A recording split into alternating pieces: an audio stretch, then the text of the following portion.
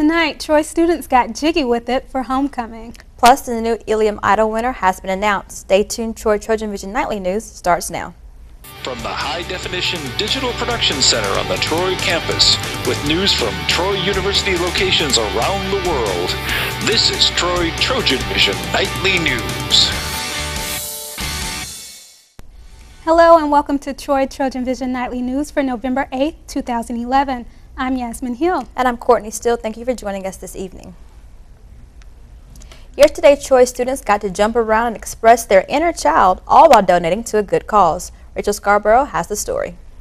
With Veterans Day happening during homecoming week this year, the Student Government Association is holding a letter drive to show their gratitude to the troops and veterans. I just really wanted to write a letter for veterans just to show our appreciation for them. I know a lot of people really overlook the things that they do every day and don't necessarily think about how much they've sacrificed. So I just want to show them that people really do appreciate what they've done.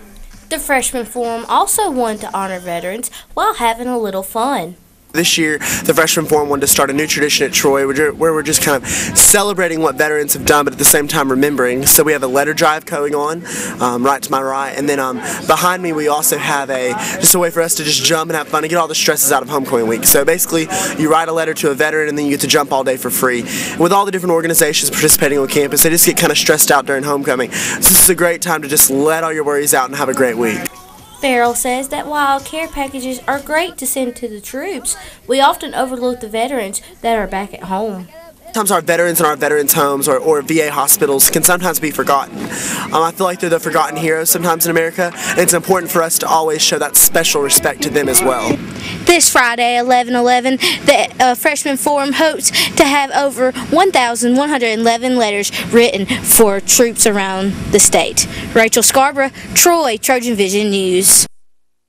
A collection box will be set up outside the SGA office, room 215 in the Trojan Center until Thursday. Everyone is encouraged to write a letter. Homecoming is this Saturday, but all week the Student Government Association puts on a variety of competitions to get students into the spirit of the game. Last night, the competition started off with students showing off their best dance moves. Deatra Montgomery has the story. On Monday night, the Student Government Association held the annual homecoming dance competition in Claudia Crosby Theater. This competition allowed students to come out and show their best dance moves for the student body. Nicole Icuzio, SGA's Vice President for Campus Activities, says this is another way to get students involved in homecoming week. It's just another competition during homecoming to get people out there, to get them involved and excited. We try to hit different areas so that everybody's talents and interests can be displayed. So this one's just for those people who are just really into dancing and just getting out there and being more in the arts. This competition allowed organizations to compete against one another, and though each group had their chance in the spotlight, some students still had their favorites and said there were a few who outshined the rest. I had to say ATO is pretty cool, but high Kappa Phi most definitely. I think all the groups did well. I thought we had a good mixture from the co-ed group. All the girls performed greatly, and the guys really entertained the crowd, so I'm just glad that they came out and participated. While the competitors brought their best moves, Icuzio said the audience did not disappoint either. I think the turnout was phenomenal, as it always is, and you can always tell when the dancers are up on stage and everybody's just getting into it. They really feed off the crowd's energy because the turnout is just so good. With the theme for homecoming being for the love of Troy, everyone had a chance to express their Trojan spirit in their own way. People cannot tell me that I do not love my school. I went and I proved it. I etched it in my scalp. Deatra Montgomery, Troy, TrojanVision News. The winners of the dance competition and all the week's competitions will be announced after the third quarter of Saturday's homecoming game. Sometimes to make it in show business, you have to get that big break. Well, Troy University music industry students gave local singers that chance in their own version of American Idol. Cassie Shelley has the story. Lights, camera, action. Monday night, Ilium Records held its annual talent search called Ilium Idol. CEO Robert Smith explains the process. The contestants are selected first by a first-round audition. And so we have students, or vocalists that are students at Troy University come in, and they are in a room, much like you'd see maybe at the beginning of an American Idol, and they're singing for a panel of judges. That happens to be the students that are in the class. And it's our marketing team, it's our sales team, it's the producer of this particular event tonight, our A&R team. and so they end up creating a group of finalists. And then from finalists, we put together the show that's going to go on this evening. Ilium Idol gives contestants a chance to participate in a little friendly competition, all while experiencing a small taste of true limelight. They can see what it would be like if they would like to move on and become an artist, which many people do aspire to do. They can figure out at a small town setting what it's like to be somewhere like Nashville or LA. Of the 8 contestants, Katie Morgan came out on top as Troy's new Ilium Idol. She tells us about her experience. As a whole, I love the experience. I've made really great friends with all the other contestants, and I don't even know how I won because they were amazing. Like, they blew me out of the water. Cassie Shelley, Troy, TrojanVision News. As winner of Ilium Idol, Morgan gets the opportunity to record with Ilium Records. And now taking a look at news from around the state. Police in Montgomery say a 16-year-old charged in connection with a nightclub shooting last week will be charged with a second count of murder after another victim has died. Police say Gregory Blue was the sole shooter on October 30th at the Island Lounge that injured 9 people. Jefferson County is expected to consider whether to file the largest government bankruptcy in U.S. history. Other options include approving a settlement agreement with sewer system creditors or continue negotiations to resolve its $3.14 billion sewer debt crisis. The commission has threatened bankruptcy twice before. The mayor's office in Mobile says Occupy protesters must leave Spanish Plaza by tomorrow morning. The mayor says he respects the demonstrators' free speech rights, but says those rights don't allow the occupation of public parks and facilities without permission. Still to come on TrojanVision Nightly News, football season isn't over yet, but there's another sport getting into action. Tiffany Lester will be in with the results of last night's basketball game. But first, Penn State decided to cancel football coach Joe Paterno's weekly press conference today as critics call for his resignation. We'll have that story after the break. Penn State head football coach Joe Paterno cancels his weekly press conference amid a sex scandal that is rocking this university. I'm Drew Levinson in State College, Pennsylvania. That story coming up. Nice. Yes, go! Yes! No! Come on!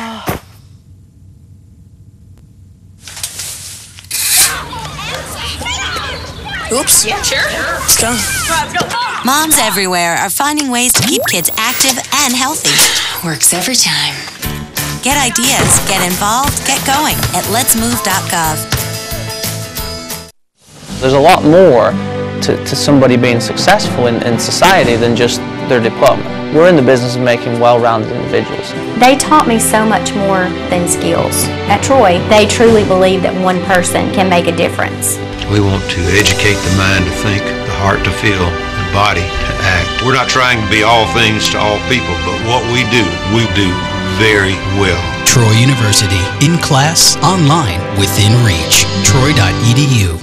From the high-definition digital production studios of Troy University, you're watching the award-winning TrojanVision Nightly News. Legendary coach Joe Paterno could be the next one to fall in the Penn State sex scandal. The university canceled his weekly news conference as critics call for the coach and the school's president to step down.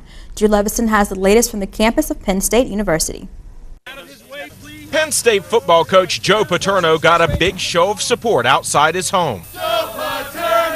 And his son told reporters his father has no intention of resigning. Guys, right now Joe's going to practice. That's all we had to say at this time. Paterno says his father wanted to address the sex scandal at Penn State earlier today, but the university canceled it. Due to the ongoing legal circumstances centered around the recent allegations and charges, we have determined that today's press conference cannot be held. Paterno's former assistant coach, Jerry Sandusky, is charged with sexually assaulting 8 boys over a 15-year period.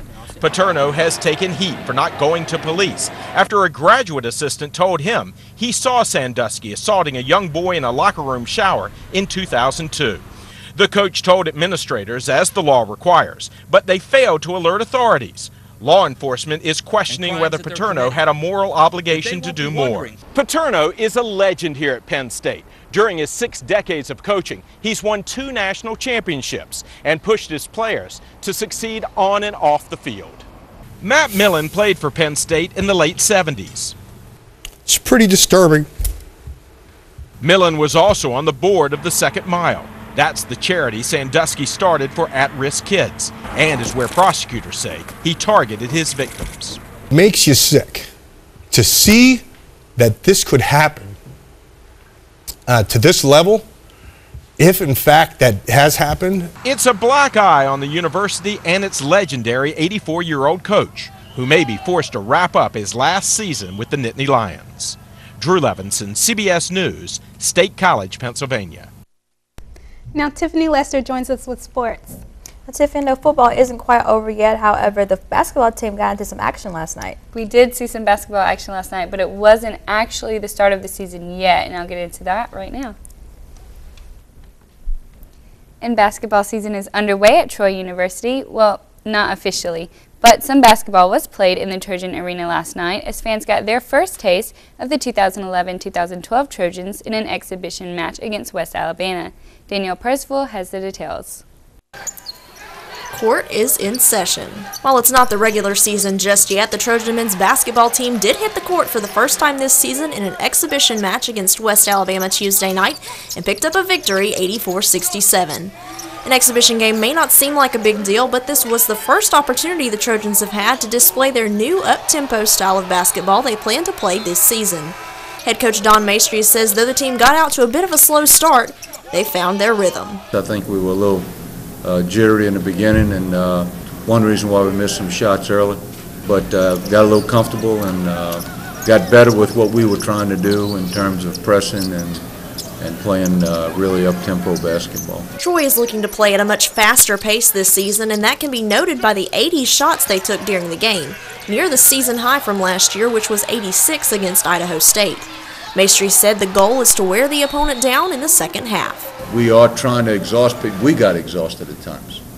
So, but that is part of the system, is to try to get people in the last maybe 10 minutes of the game where they don't want to keep playing that fast and they are tired, and maybe they'll miss more shots, not get as many rebounds. One staple on this team is junior point guard Will Weathers, one of only 3 returners from last season. Weathers averaged 37 minutes per game a season ago, and keep in mind the game usually only lasts 40 minutes. Maestri said Weathers is a key player and leader on this squad. Mo Weathers plays as hard as any player we've had since I've been here. If everybody can start playing with that type of intensity, then this system that we're trying to run will eventually pay off for us. Danielle Percival, Troy, Trojan Vision Sports. The Trojans will kick off the regular season Friday night at Texas Tech with the game time set for 8:30. The Troy University men's golf team is in 5th place after the first day of the Amelia National Intercollegiate. They shot a team score of 291 for the first round and a 294 for the second 18 of the day. After the first round, Ricky Casco is sitting at 4 under par, and after the second round, he was tied for 5th place out of the 84 players.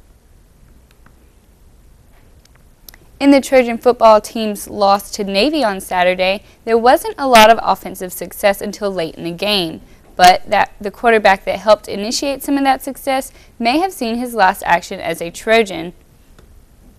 Hampton came into the second half as the signal caller for the Trojans. The Hampton-led drive brought about the first points of the game for Troy in the Navy matchup. However, not long after his entry into the game, Hampton came out due to a foot injury. Even though in Saturday's game Hampton saw his most significant playing time of the season, Coach Blakeney says the injury could make it his last. Hampton probably won't play. I know he won't play this week, and may have to have surgery. If he does, he'll be done. He's got a metatarsal area problem that may need a screw inserted to make it heal properly. So, and we're going to try to do whatever is best for Jamie. I know he would do whatever he thought was best for us. And even though Hampton won't be playing the rest of the weekend, the rest of the Trojans will hit the field on Saturday against the Mean Green in the annual homecoming game. Kickoff is set for noon at Larry Blakeney Field. So, Courtney, the basketball team did get a big win at the start of the season, so that should hopefully lead the way into a winning season for the basketball team, and we'll be seeing some football action this weekend on Saturday for homecoming, and so anybody that's alumni can just come out, watch the game, and enjoy some homecoming activities. We're definitely excited for the basketball team. Maybe that's a sign for what the rest of the season is going to be I like. hope so. And can't wait for this Saturday's football game. I know, I can't wait either. Thank you, Tiffany. Thank you.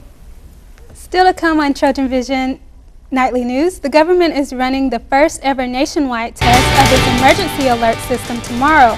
We will have that story when we come back. Plus, we've been getting pretty warm and comfortable temperatures lately, even at night. How long will the warm temps stick around? Erica?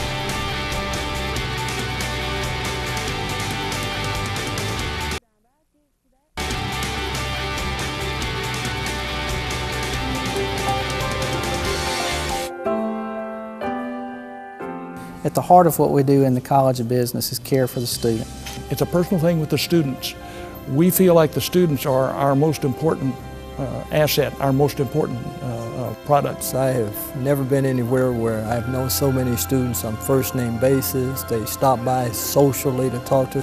So we understand who our students are, and we're trying to help them be better in their areas of professional work. My colleagues and I work together to create programs that our students need. What we try to do at Troy University is provide an experience to students that not only provide the curriculum that allows them to be successful in the business world, but we also try to expand their horizons to reach greater opportunities that maybe they didn't think they were capable of before.